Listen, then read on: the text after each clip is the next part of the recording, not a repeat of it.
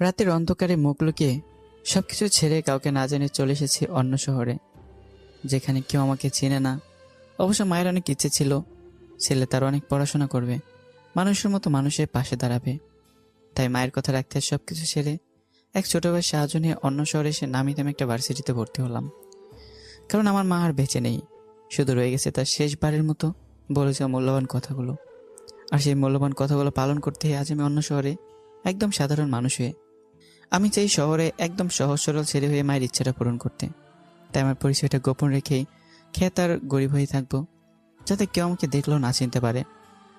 আজ ভার্সিটিতে প্রথম ক্লাস, তাই একটু তাড়াতাড়ি ঘুম থেকে উঠে হোটেল থেকে নাস্তা করে ভার্সিটিতে গেলাম। কিন্তু জামা কাপড় ধোয়া হয়নি বলে আধা ময়লা প্যান্ট শার্ট পরেই ভার্সিটিতে আসলাম। ভার্সিটিতে এসে ক্যাম্পাসের এক কোণে মাথা নিচু করে বসে আছি, কারণ ক্লাস শুরু হতে এখন অনেক সময় বাকি আছে।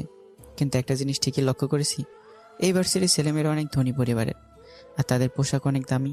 তাই আমার গায়ের পোশাকটা ময়লা বলে সবাই আমাকে দেখে কেমনভাবে যেন তাকাচ্ছে, হয়তো আমাকে দেখে বিরক্ত বোধ করছে। আমি এতে কিছুই মনে করলাম না, কারণ মায়ের ইচ্ছে আমি যেন সব কিছু ছেড়ে ভালো হয়ে যাই। আর আমি আমার মাকে অনেক ভালোবাসি, তাই মা মারা যাওয়ার সময় আমাকে যা যা বলে গিয়েছিলেন সেই অনুযায়ী কাজ করছি।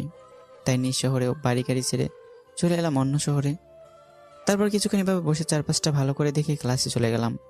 গিয়ে দেখি প্রায় অনেকেই চলে এসছে, তাই আমি ক্লাসে ঢুকেই সবাইকে উদ্দেশ্য করে সালাম দিলাম। আমাকে ক্লাসে ঢুকে সালাম দিতে দেখেই কয়েকটা ছেলে হাসাহাসি শুরু করলো। ঠিক তখনই ছেলেগুলোর মধ্যে থেকে একজন বলল, আরে আরে, তোরা হাসছিস কেন? ছেলেটা হয়তো ভিক্ষা নিতে আসছে, একটু সাহায্য কর। বলে হা হা করে হাসতে লাগলো। আর ছেলেটার কথা শুনে ক্লাসের সব ছেলেমেয়েরাও হাসতে লাগলো, কিন্তু দুইটা ছেলে ছাড়া।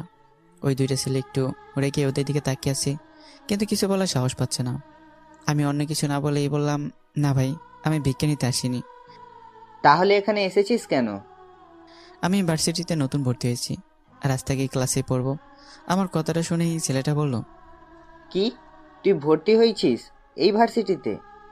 বলে আবার হাসতে লাগলো। কেন ভাই, আপনাদের বিশ্বাস হচ্ছে না?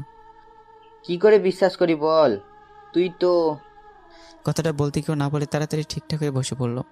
শুধু ওই ছেলেটা নয়, ক্লাসের সবাই যার যার জায়গায় এসে বসে পড়লো। আমি তা দেখে পিছনে তাকে দেখি স্যার আমার পিছনে দাঁড়িয়ে আছে। আসসালামু আলাইকুম স্যার। ওয়ালাইকুম আসসালাম। তুমি এখানে দাঁড়িয়ে আছো কেন? আসলে স্যার, কথাটা বলে ওই ছেলেটার দিকে তাকাতেই দেখি ওরা ভয় পাচ্ছে। যদি আমি সত্যিটা বলে দেই, তাই আমি কথাটা কাটিয়ে বললাম, আসলে স্যার আজকে প্রথম ক্লাস তো, তাই ক্লাস খুঁজতে দেরি হয়ে গেল। ও আচ্ছা, এটা কোনো ব্যাপার না, এবার তো ক্লাস খুঁজে পেয়েছো।